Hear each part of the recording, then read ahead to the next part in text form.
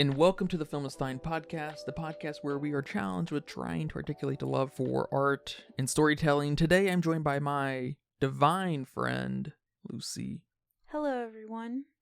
I'm glad everybody could join us today. Thank you very much for being here, because today we will be talking about Bob Fosse's 1972 film, Cabaret. And there's a lot to unpack in this film. I'm very excited to get into this with you today. But I will start off by saying that I don't know what's going on in this first act, or at least introduction of Sally and Brian. The accelerated relationship is awkward at best. I'm not sure what could have corrected it. Maybe a montage of sorts. Especially from Brian's perspective, I can't believe that Sally ostensibly kind of falls in love with him in a company sense, at the very least. So the characterization of Brian and the texture of Brian and Sally's relationship is kind of rocky in the beginning. It is kind of a pill you just have to swallow, because at some point it's just they're best friends, borderline lovers that become full-fledged lovers. Although I like the effort and suggestion of the German man falling in love with a Jew, and you later find out that he is a Jew in disguise of a German man, it does make for a good musical number and reflection of baseless biases. But the inclusion is one of the more awkward, pointless threads as far as Brian, Sally, and the cabaret, to the point that you occasionally bring up that if you were to just cut it completely, it wouldn't really add or subtract anything from the overall film. And I suppose I'm not surprised to see some kind of problems with its characterization because of how messagey the film is, how much of a cautionary tale it leans, and its gamuts of aphorisms, ostensibly. I love the structure of bouncing from the narrative to the cabaret. The Master of Ceremonies is excellent. I didn't know people could be so good on screen like Liza Minnelli. And I guess I will say, to the point of Brian being a little soft in the beginning, having a hard time getting some legs, the performance is a little underplayed, maybe. I'm not sure if it's a performance problem, direction, characterization, writing problem, but he does open up, especially when the love triangle happens. Obviously, I love the slow fringe development of the Nazis. The editing is out of this world. The music's great. There's a ton I like about this film, but let's get you in on this. What did you think of Cabaret? I'm also very excited to break this movie down with you, because I've been thinking about this movie nonstop ever since we watched it. And that's rare for me. I don't think about movies on the daily unless there's a movie that really sticks with you. I'm not sure if that's a good thing or a bad thing, because I'm pretty torn on how I feel about this movie. It feels like the more I think about it, the more I like it, or I don't know if I'm tricking myself into liking it. How I felt about it right after is way different than after pondering for a few days. The first two acts felt like a setup, like you're waiting for something to happen. But then the third act feels sharper and darker. There's an obvious switch there, but I'm not sure to what point. I like what you said, that the development of Bri and Sally's relationship is a hard pill to swallow. And I honestly thought this movie was going to be more dramatic than it actually was. I loved the connection between the cabaret entertainment with the Nazi politics. And I like this MC being the connective tissue, especially tonally. He's pretty creepy and sinister and makes fun of everything going on in our minds and the world. This movie gives me Something Wicked This Way Comes vibes. At least the novel. I've never seen the movie. Where evil thrives because people are distracted. And people are distracted with temptation or just being afraid to resist. It's almost like the MC is a reflection of us. I also like that on surface level, there's all this sexual liberation, right? We have this mix of girls, quote unquote, on stage performing these very salacious musical numbers. We have Bry and Sally's explorations with Max, and that Two Ladies song where they say some stuff under a sheet. And the sprinkling of this threesome innuendos everywhere. And this is kind of where the movie got really fun for me, because what on earth could that mean? Because there's got to be some meaning in this kind of movie. And I guess I took it as a metaphor. Their collapse of boundaries in their relationship being compared to humanity's collapse of boundaries and pretending nothing is wrong when very clearly a lot is wrong. I mean, I think it's great stuff. And maybe this is something that keeps me thinking about this film, because I still haven't quite figured out what each character represents. I know they have to represent something, but I can't quite put my finger on it. I'm in 100% agreement with you. Liza Minnelli is phenomenal on screen. She's great. And even her character is pretty great. She's this free-spirited individual, and we know it's a facade pretty early on through all these various plot points, right?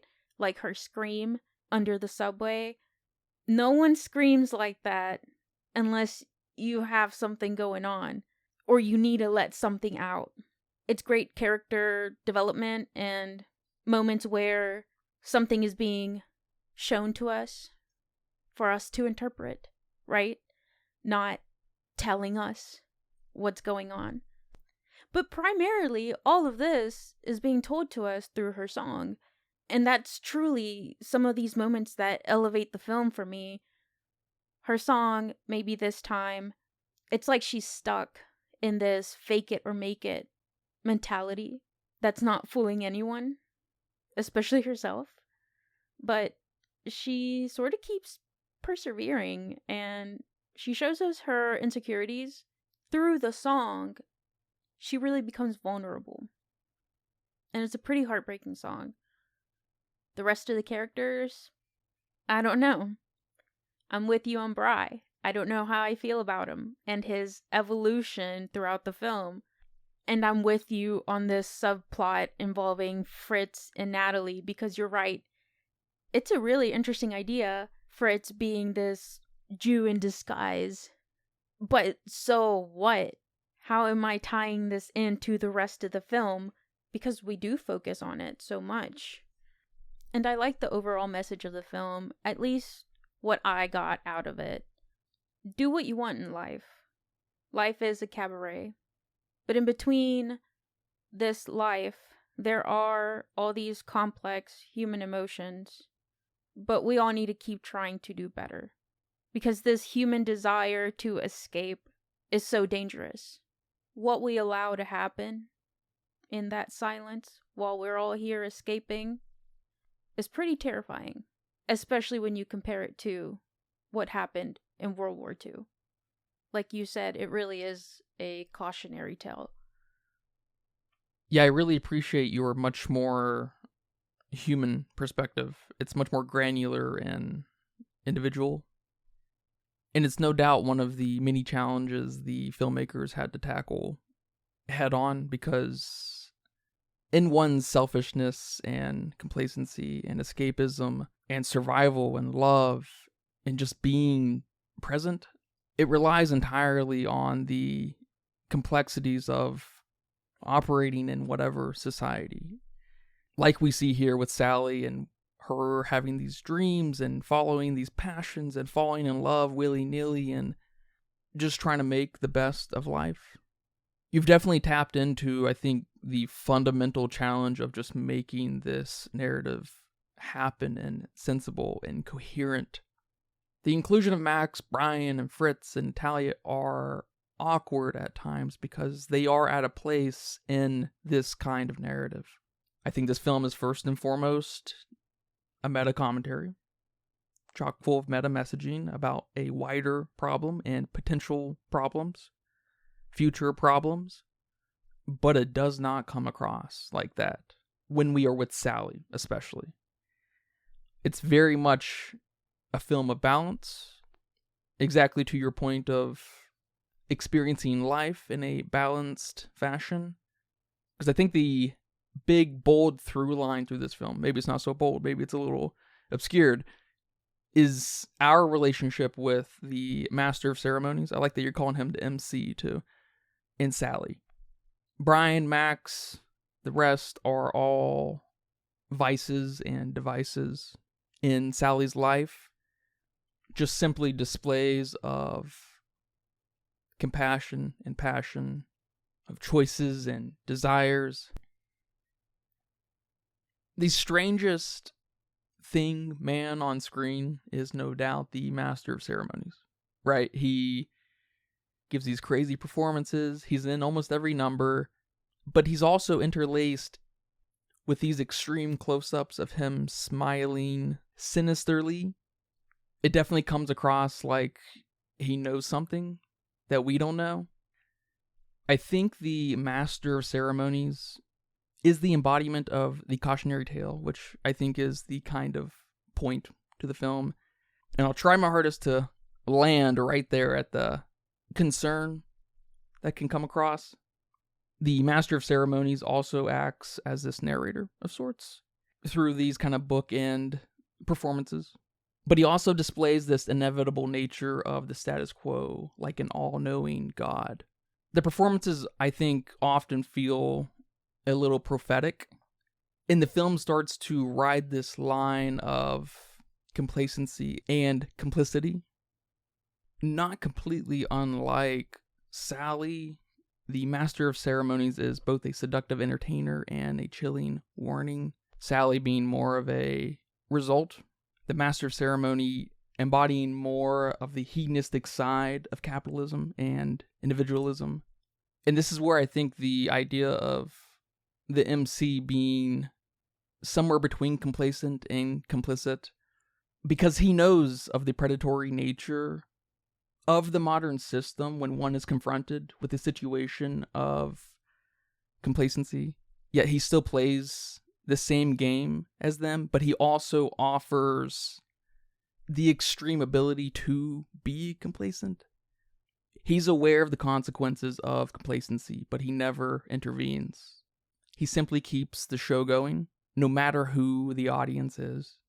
The audience, us, and the literal audience in front of Sally and the MC, but also the performers, are too occupied with themselves, and before they know it, they're performing for and surrounded by something else entirely.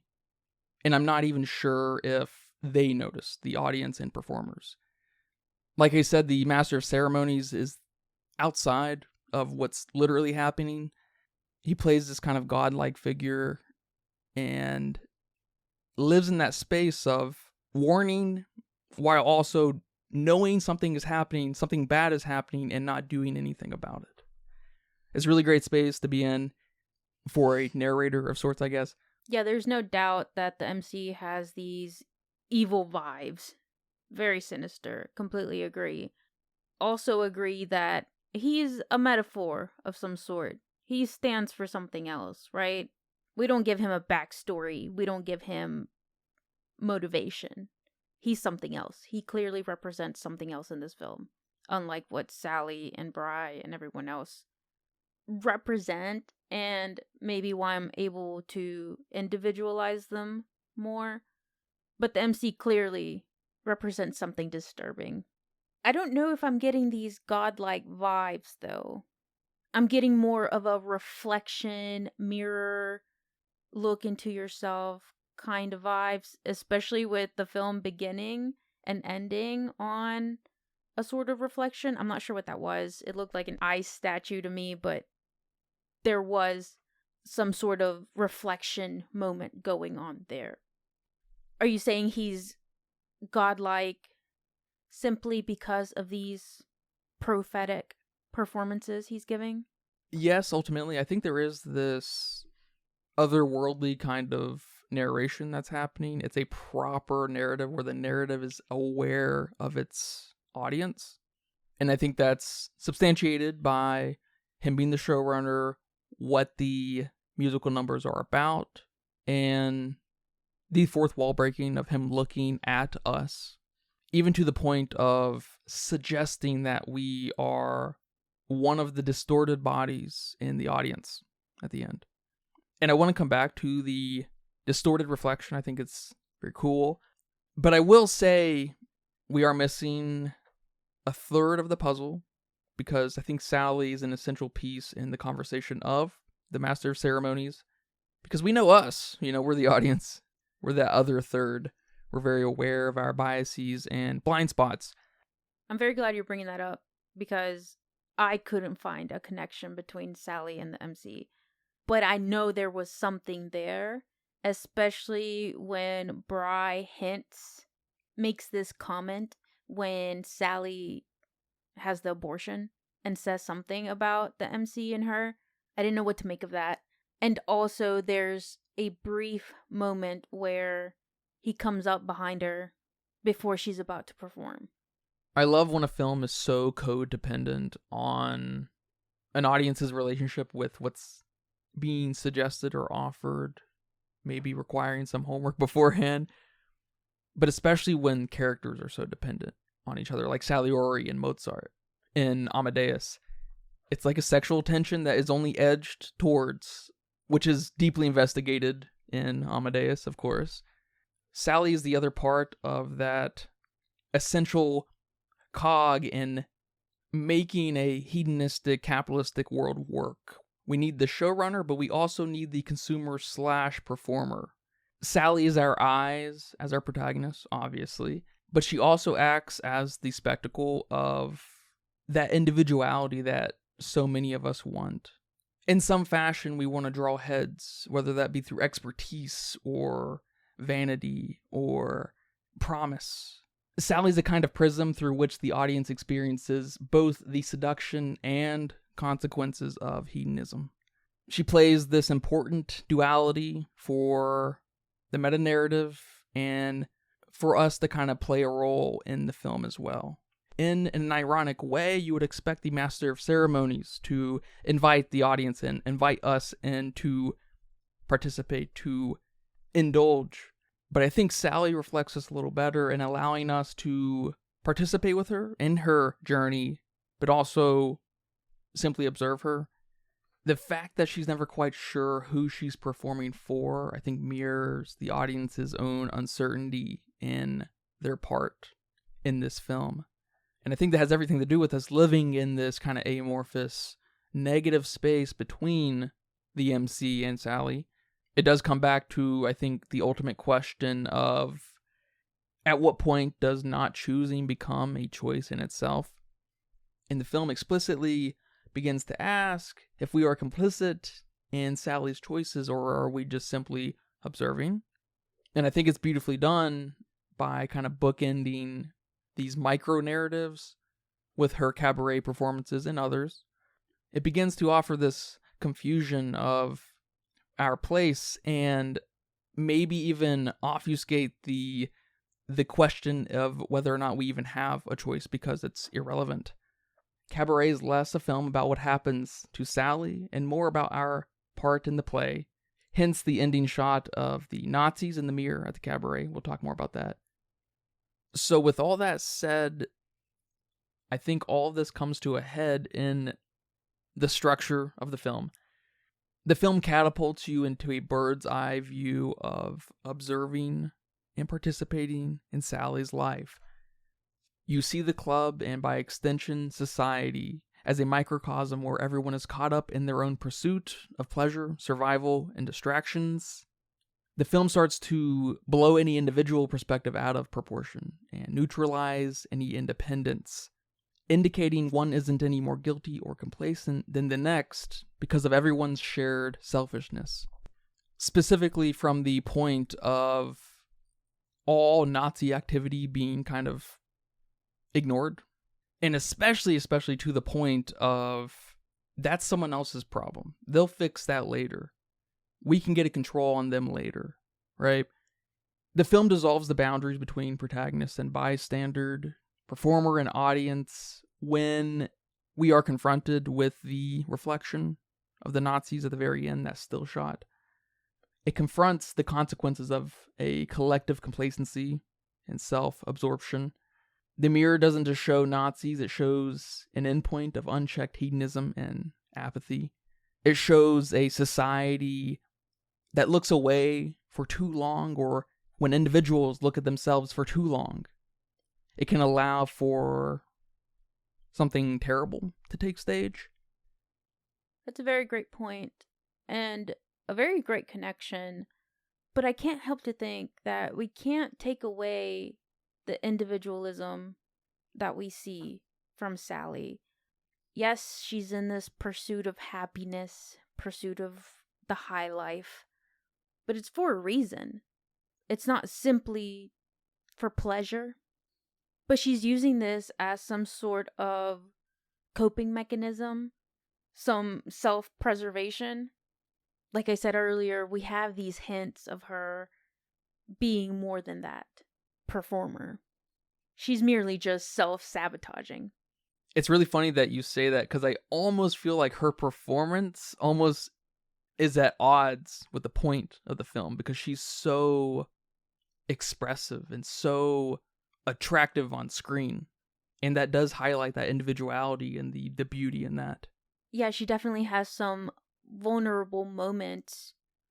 And I guess that's why I see her as sort of persevering, but not really, because, and this is almost a little personal, I'm not a big believer in the fake it till you make it attitude. It's a facade. And that's kind of how I see her here, especially with the ending. She gives up. She retreats. Brian leaves.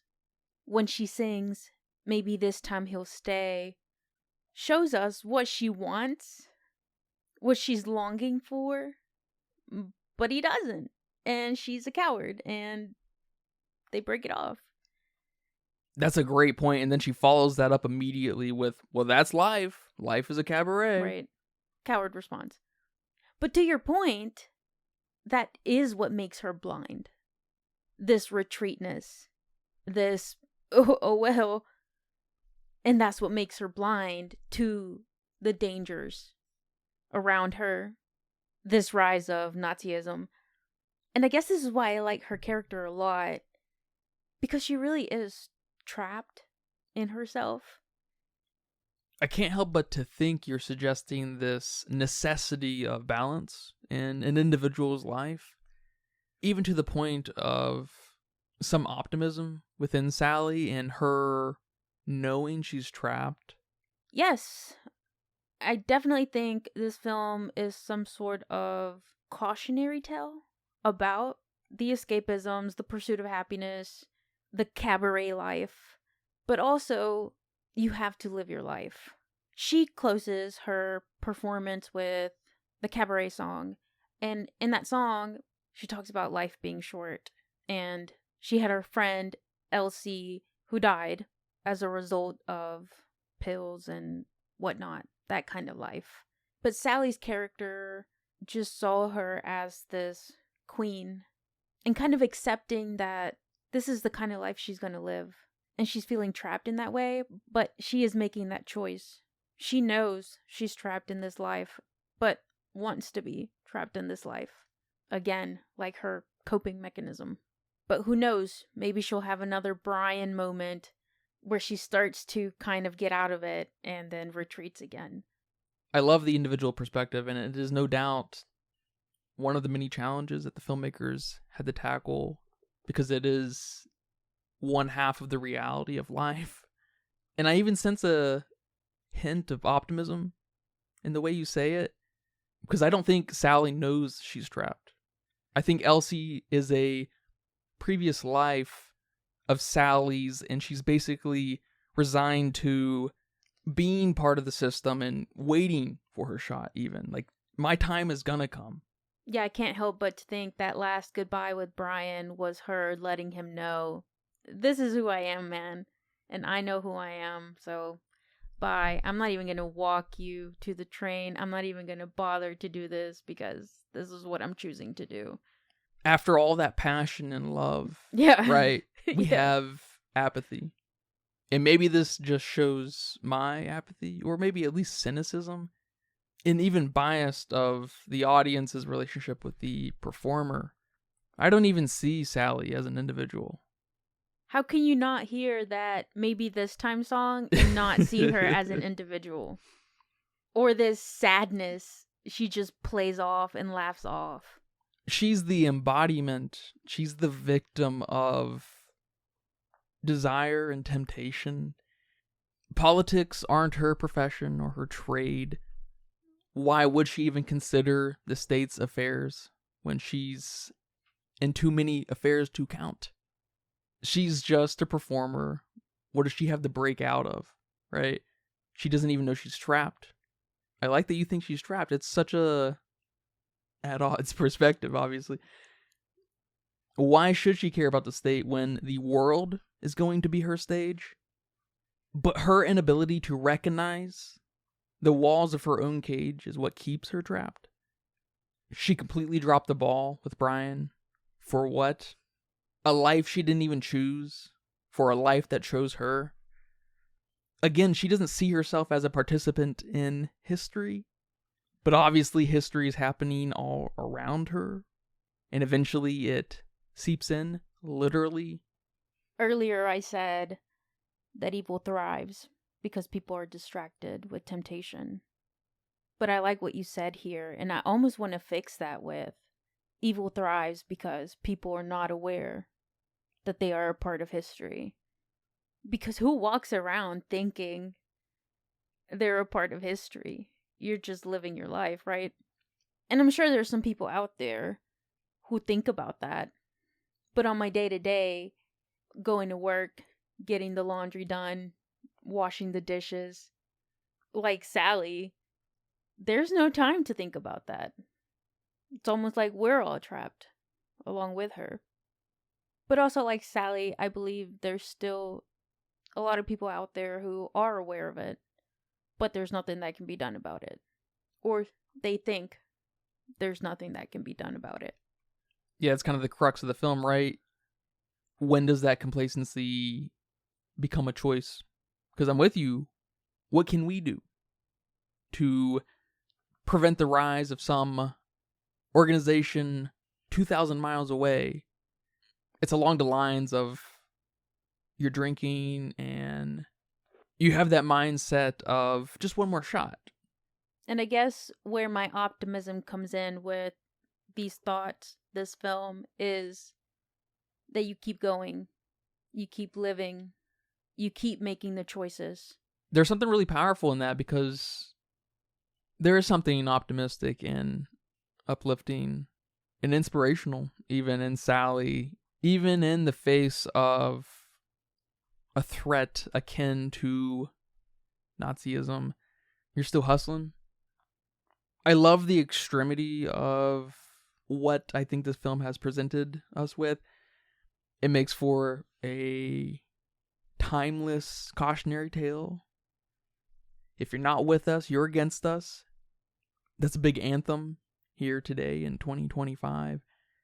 And you see that littered throughout this film, I think, with people not doing anything to prevent or at least stand up with something you don't agree with. Not unlike the extremity of the cautionary tale, the great cautionary tale of Jurassic Park. Mess around with nature and you're going to find out. I will say maybe the most powerful scene in the whole film was when that young man was singing "Tomorrow Belongs to Me." And perhaps Bob Fosse had me exactly where he wanted to display the power of camaraderie and, at the bare bones, tribalism and being part of something.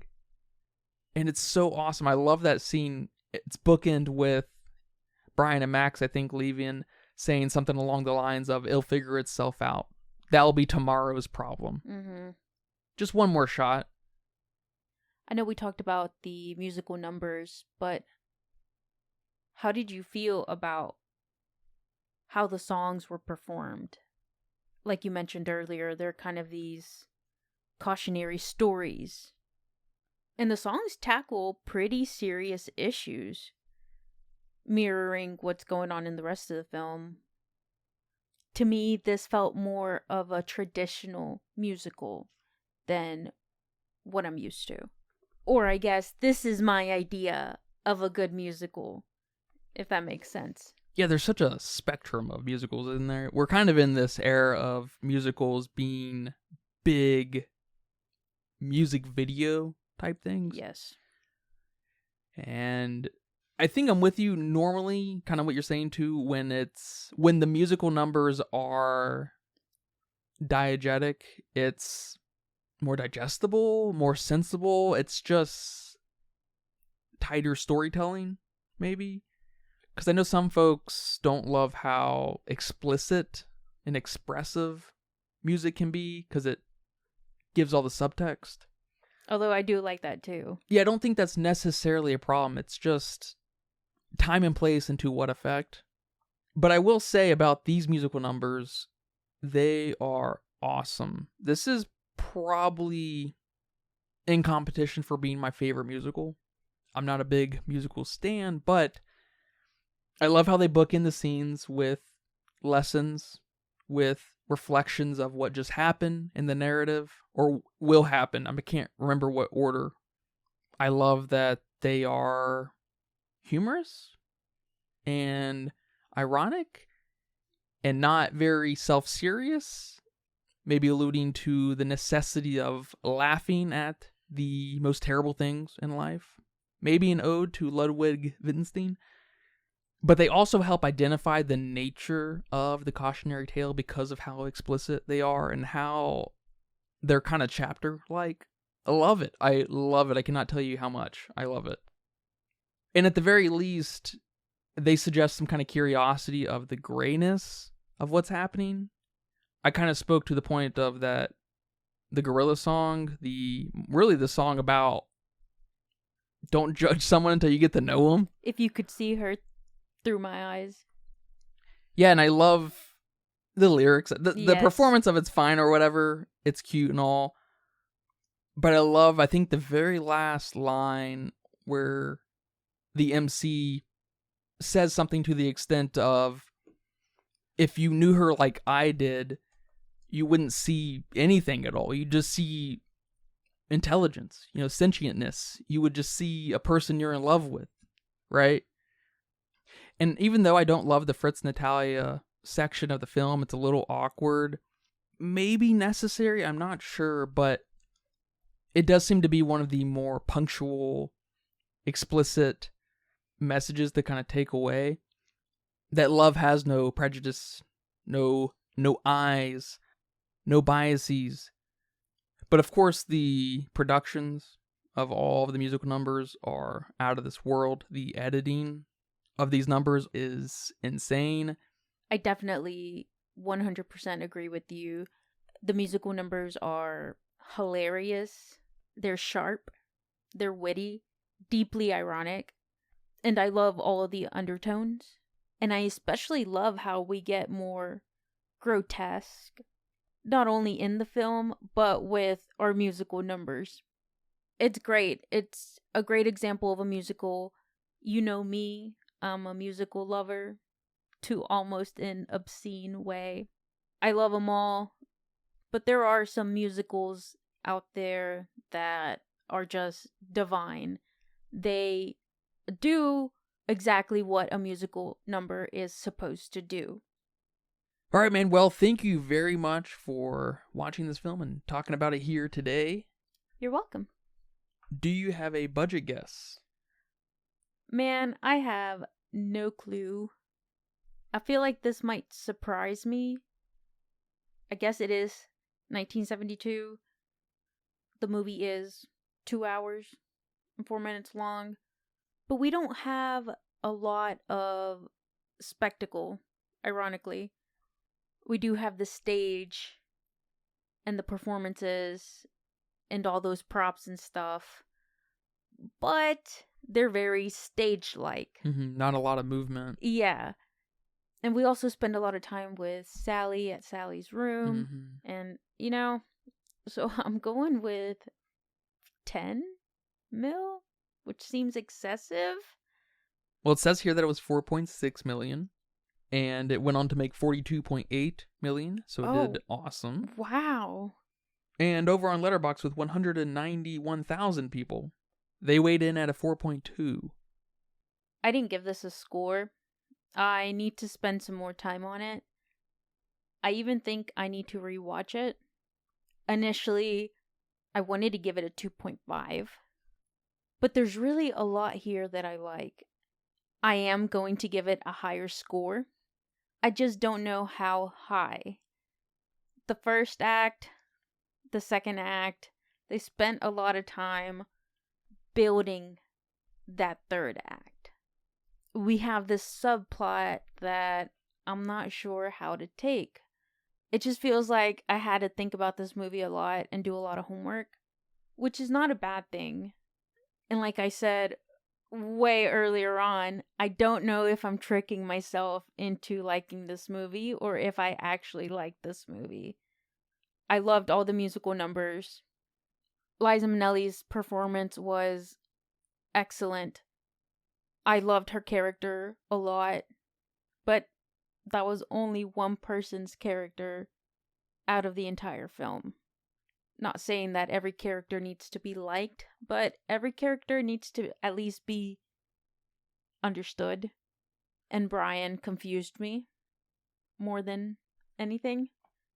I'm still at odds with how he evolved, what he learned, what he took away.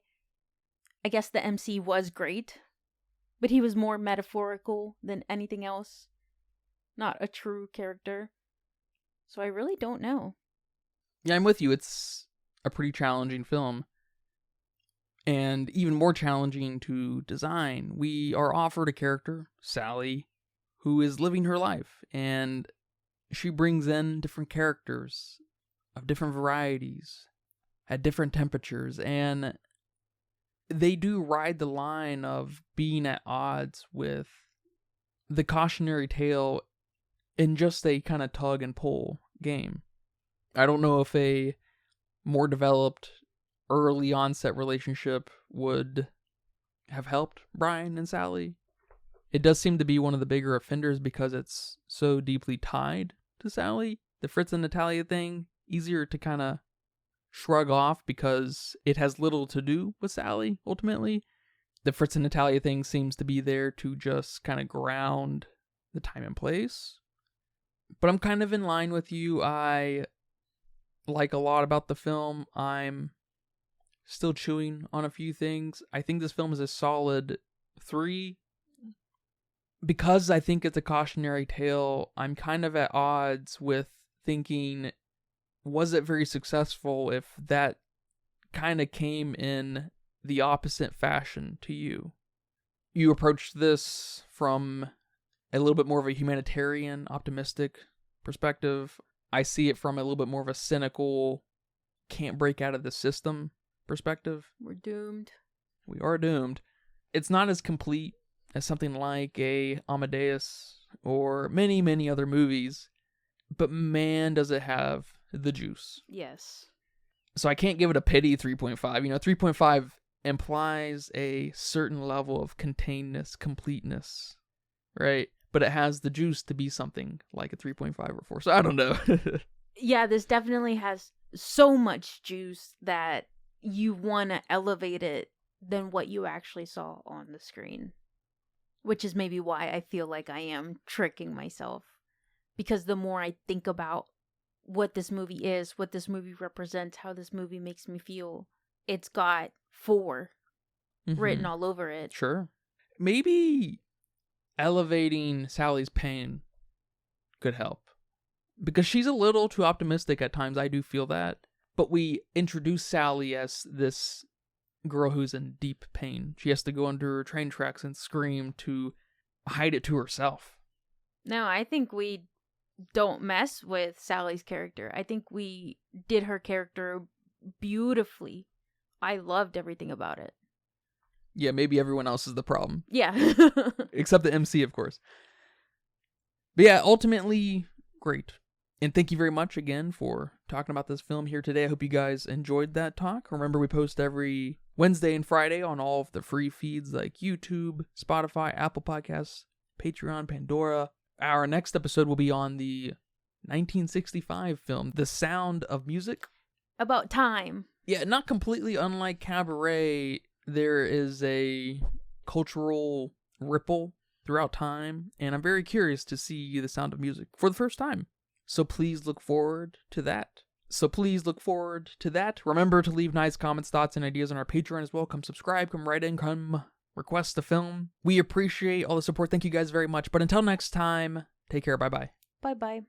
And that's a wrap for today's episode of The Filmsteins. Thanks for tuning in and joining us on our cinematic journey. We hope you enjoyed the discussion and gained some new insights and perspectives on the world of movies. Don't forget to subscribe to our podcast on your favorite platform, especially Patreon, patreon.com/filmsteins. And follow us on social media for more film-related content. We love hearing from our listeners, so if you have any feedback, suggestions, movie recommendations, or book recommendations, please feel free to reach out to us. Until next time, keep watching and keep loving the magic of movies. This is The Filmsteins, signing off.